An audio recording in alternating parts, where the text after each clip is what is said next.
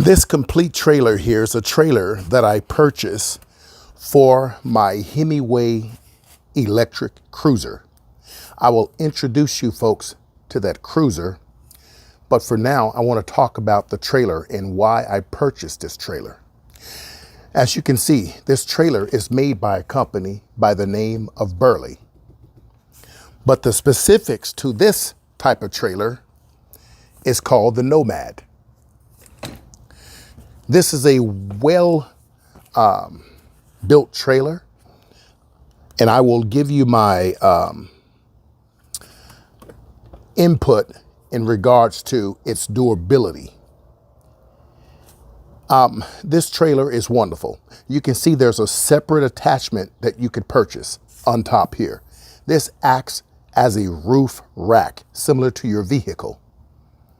This trailer, or shall I say this roof rack, allows you to place 20 pounds on top, no more, 20 pounds maximum. The capacity of goods that you could place inside of this trailer is 100 pounds. When you purchase the, let's say, roof rack, the 20 pounds that you put here would have to be deducted from the 100 pounds overall, leaving you with 20 pounds on top, 80 pounds here, or nothing on top, and 100 maximum in here. The problem with these trailers is that they have no hard bottom. So a rider is stuck with putting lightweight items or having to cut a 1/4 inch plywood and put it on the bottom so that there is a hard bottom. Otherwise, you're going to get a lot of rips and tears in the bottom of your trailer. And I think that's very unfair considering these trailers are over $300. In other words, these trailers are quite expensive, close to $400. They have very small tires, and you can upgrade the tire to off-road tires. There's another problem with those. They're very flimsy, so they're not as sturdy and robust as you would want them. This particular trailer has 2 rear red reflectors. It has a pull down cover to protect your goods from the weather or rain. And it has reflectors on each wheel, as you see there.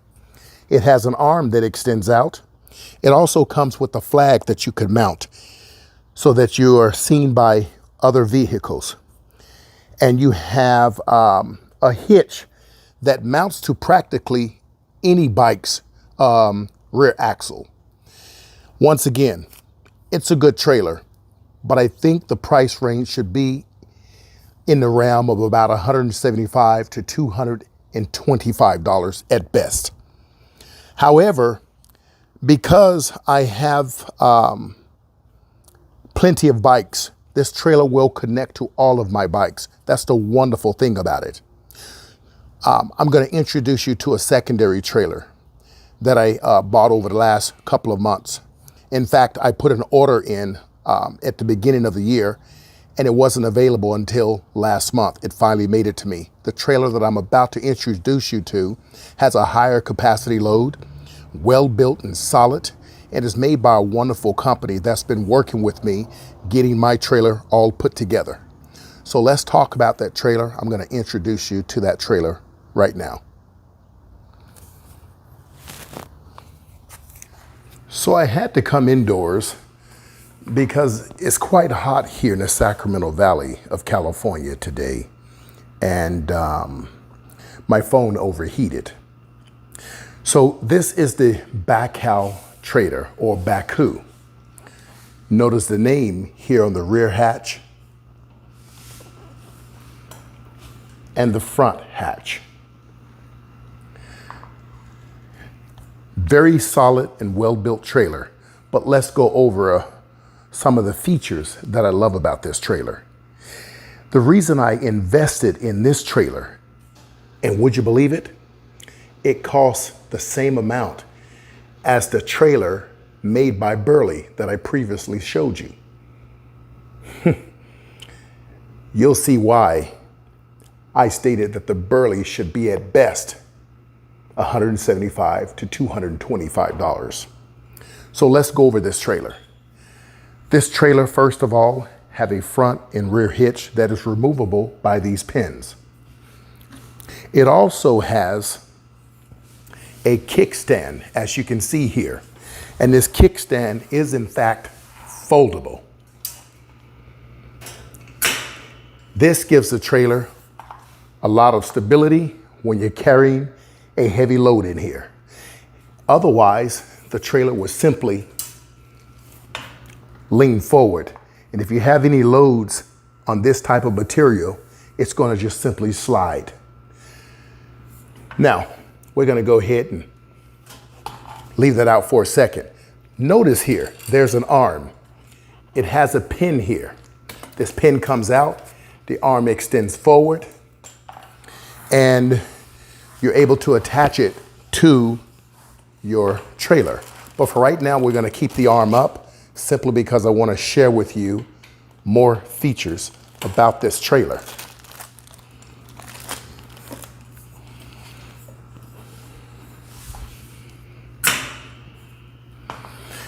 Now, the side rails on each side, left and right, both fold inward. It allows for easy storage. The wheels come off by pushing a safety lock or pin underneath the trailer.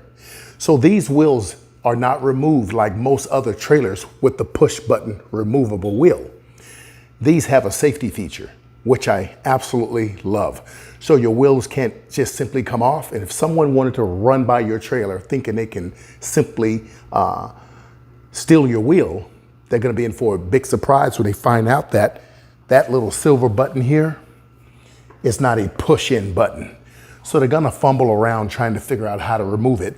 By that time, most thieves are just going to be on their way to the next simple trailer.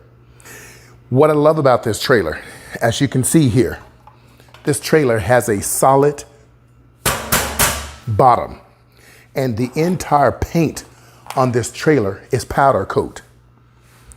The solid bottom gives your items the ability to have something stable, a stable platform to sit on.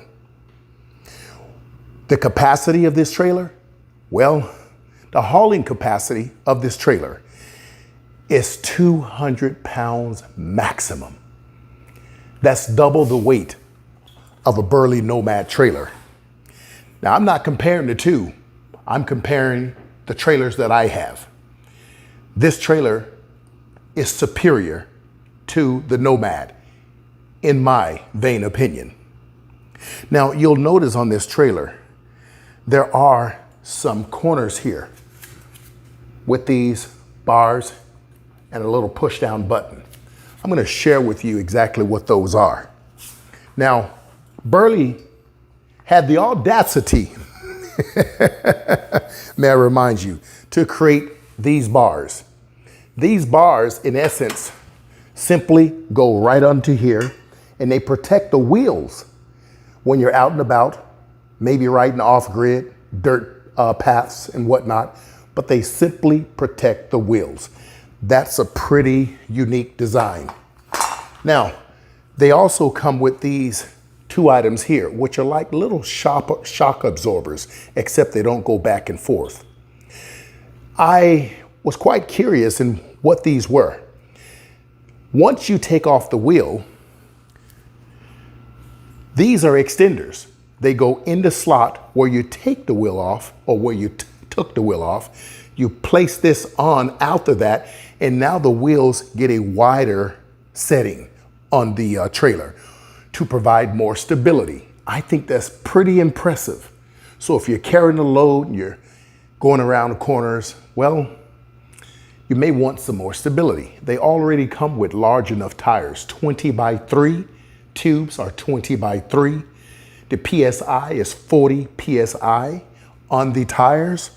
And if you were going off-road, you probably want to lower that to about 30 PSI, 35 at the most, so you don't get as much bumpity bump. I think they've done a great job, and I can only imagine what type of trailers they're going to come up with next. Now, one of the things I'm going to be modifying on this trailer, and remember, all modifications will void your warranty.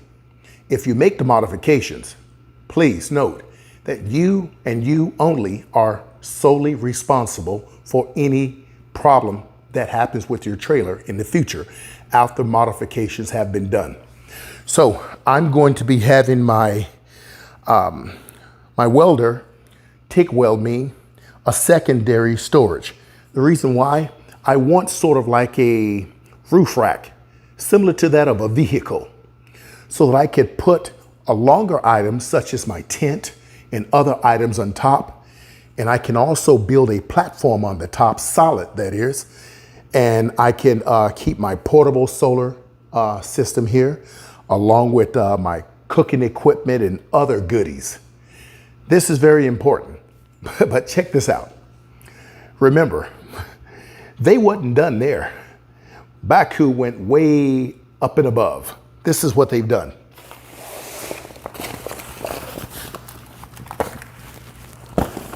They've also made a cover, and it's quite simple. Let me show you. It simply goes under,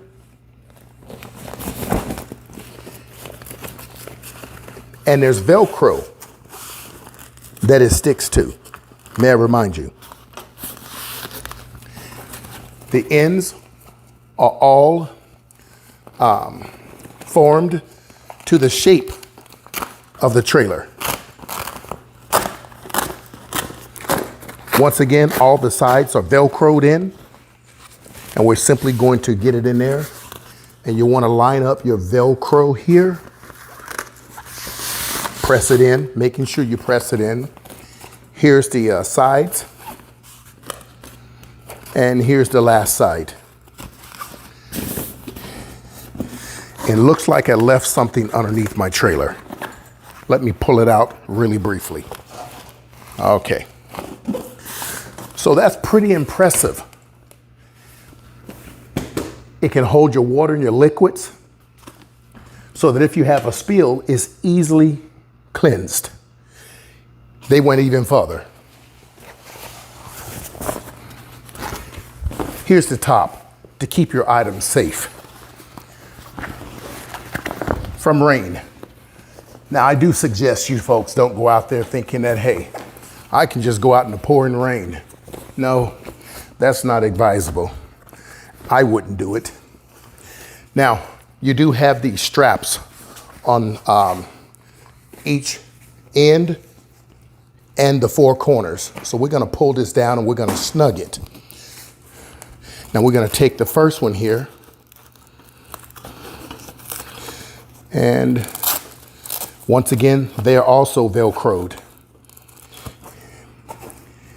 And we're gonna just do a few sides. We're not gonna do all of them, just so we can get on with the video, okay?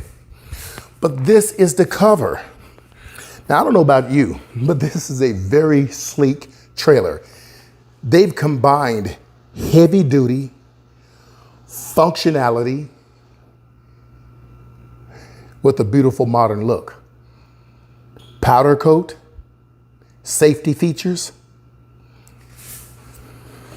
I don't know about you, but there's no trailer on the market here in the USA that I know of. And I've been riding bikes and been involved with trailers for more than 38 years. And I'm talking about serious bikes. I'm also the admin for Sacramento Critical Mass here in Sacramento, California, where we lead a bike ride the first Friday of every month. This trailer is top notch. Thanks, Baku. I appreciate it. And as you've seen my video earlier, having something that can make my life much easier dealing with my disabilities goes a long way. I wanted to quickly show you folks what you do with these extensions. Now, you'll notice that once again, these wheels do not come off with a push button like most trailers. There's a sort of the spring-like mechanism underneath this tire And I'll show you when I take this off. I'm gonna push this in, slide this right off. And you can see this spring-like mechanism here. And this releases the wheel from the trailer. Now, this is my first time actually putting this on. And so I'm gonna duplicate this, the same angle and whatnot. Here's the output. So I'm simply gonna push this in.